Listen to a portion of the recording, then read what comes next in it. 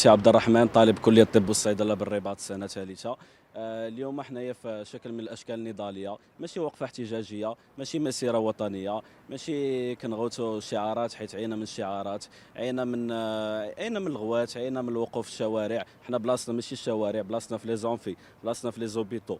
اليوم كما كتشوفوا هنايا الطلبه كيردوا الوزارات ديالهم، الطابليات البويض، الكليه ديالهم. هاد الطابليه هذه كانت واحد النهار رمز ديال الفخر، رمز حنايا كنفتخروا به، رمز ديال الفرحه، كنفرحوا بها في الوسط العائلي ديالنا. اول نهار لبست الطابليه هي النهار اللي حسيت براسي اول مره غادي نكون طبيب، وعمرني ما توقعت واحد النهار غادي هاد الطابليه نيت غادي تعرضني للخطر، غادي نخرج ما نقدرش ندخل بها المستشفى بحكم انني في اضراب، ما نقدرش ندخل الكليه ديالي. الكليه الا ما كانتش للطلبه لا من مديرينها. ما فهمتش الكليه واش كيقراو فيها العمداء ولا شكون كيقرا فيها. الكليه راه مديوره للطلبه والطلبه فقط. هاد الوزره هذه نيت ملي كتشوفوا بان الخميس ولا بها اللي فات بدات كتجرجر في الزناقي في الكوميساريات، بنادم كيضرب بهذه الوزره هذه، ولات كتلطخ بالدماء ديال اطباء الغد. نعرفوا بان ما بقاتش عندها قيمه في هذه البلاد الصراحه. حنايا عينا، حنا كندويو اليوم عينا تقهرنا 10 شهور وحنايا كنغوتوا، دزنا من جميع المؤسسات ديال البلاد. علاش؟ حيت حنايا كاملين هنايا 25 ألف طالب من جميع أنحاء المغرب. جا معنا حاجة واحدة اللي مخلينا 10 شهور وحنا صابرين على الاعتقالات والضرب وتوقيف الممثلين وجميع جميع جميع أنواع الترهيب والتخويف، واللي جميع السياسات تم النهج ديالها معنا. وصامدين الحاجة واحدة اللي مخلينا صامدين، هي حب الوطن. حب الوطن هي اللي مخلينا باقيين هنايا، حيت باغيين نزيدوا بلادنا القدام. كتقال لنا بان كاين واحد المشكل ديال الهجره، كنسمعوا في مواقع التواصل الاجتماعي هادو باغيين يهاجروا. هادشي علاش باغيين 7 سنين. اول نقطه بغيت نوضحها، هاد 7 سنين ولا 6 سنين ماشي هي اللي كتمنعني من انني نمشي للخارج. نقدر من العام الجاي نمشي ندفع انترا كورسوس ونخرج للخارج. حاجه ثانيه، هاد الطلبه هادو كاملين اللي كتشوفوا واحد 80% بيناتهم يا اما كتلقى عندهم تقبلوا في معاهد عليا برا المغرب واختاروا انهم يقراوا في المغرب. انا سميتي هيثم ريوش، طالب في كليه الطب والصيدله بالرباط السنه الثالثه.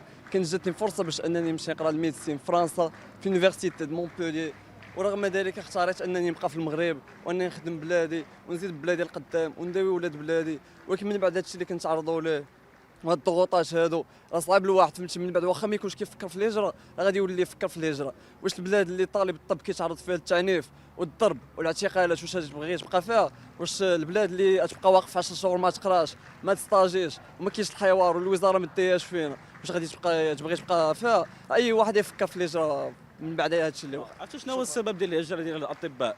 ماشي هو، نقدروا نقولوا كاين جاذبيه القطاع، كاين لي صالير مغريين في الخارج، ولكن اكبر سبب اللي تخلى هاد الشباب هادو يهاجروا هي انه 20 عام، كنقول لكم 20 سنه، ما كاينش طبيب واحد تخرج من القطاع العمومي بلا ما يدخل في اضراب. اضراب 2011، اضراب 2015، اضراب 2019، اضراب 2024. ملي كتشوف هاد الشباب بلاصه ما يكونوا في المستشفيات في لي زونفي ديالهم خارجين للشارع كيدويو على حقوقهم بسبب قرارات احاديه اللي خداوها بعض المسؤولين. انا ما فهمتش بعد هذا القرار هذا ديال تقليص عدد السنوات منين جا، حيت الوزير ديالنا من اللي حنا عارفين التخصص ديالو ماشي هو الطب، يعني عنده تخصصات اخرى، كمل قرايته في مجالات اخرى. ملي كنجيو كندويو مع الاساتذه ديالنا، مثلا كاين النقابه ديال الاساتذه بكليه الطب والصيدله بالدار البيضاء، كيخرجوا في التصريح كيقول لك حنايا لم تتم الاستشاره ديالنا في هاد لا ريفورم، في تقليص عدد السنوات. ملي الاساتذه اللي كيقريو هاد لي موديول ما تمات الاستشاره ديالهم، شكون اللي حط هاد القانون؟ شكون اللي حطه؟ واش الناس اللي كاع ما متخصصين في الطب؟ حيت راه هادشي كيأثر نيشان على جوده التكوين اللي كتأثر بصفه مباشره على صحه المواطن المغربي. حنا راه ما باغيش صحه المواطن المغربي يكون مضرر، هادشي علاش دابا صابرين على هادشي. حنا راه 10 شهور وحنا كنغوتوا، ودابا كناشد لمره اخرى العقول الراشده اللي كاينين في هذه البلاد، الناس اللي قدروا اللي كيتحلوا بالحكمه يدخلوا في الملف ديالنا، حيت حنايا راه 10 شهور وحنا كنغوتوا راعينا. وواحد النهار ما نصدموش الا هاد الشباب بداو كيهاجروا، حيت هادشي اللي دوزوه راه بزاف.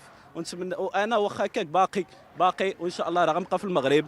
انا اللي كندوي معاكم، انا ما كابرش في المغرب، انا كابر في دوله اوروبيه وجاي لهاد البلاد، جاي كنتعلم العربيه، كنتعلم فرونسي ازيرو. علاش؟ باش واحد النهار ان شاء الله نولي طبيب، باش نزيد بهاد البلاد هذه القدام. واخا ما عندي دوبل ناسيوناليتي، عمرني ما فكرت نمشي للخارج. علاش؟ على الشعب المغربي، على الثقافه المغربيه، ما كاينش بحالهم. حنا راه ماشي غير جايين وكناضلوا دابا، راه كناضلوا على صحه المواطن المغربي، وكنتمنى شي مسؤول يشوف هذه الرساله ديالنا ويدير واحد التدخل عاجل. فراه فغيمون تقهرنا، راه ما يمكنش 10 شهور وحنايا نغوتوا. كاين ضياع فلوس. لي زوبيتو بسيكاتريك كلشي راه فيهم اطباء طلبه الطب ووالديهم لي بارون ديالهم. كنبغي بلادي بزاف، وكنبغي فريمون كنبغي بلادي بزاف الحمد لله.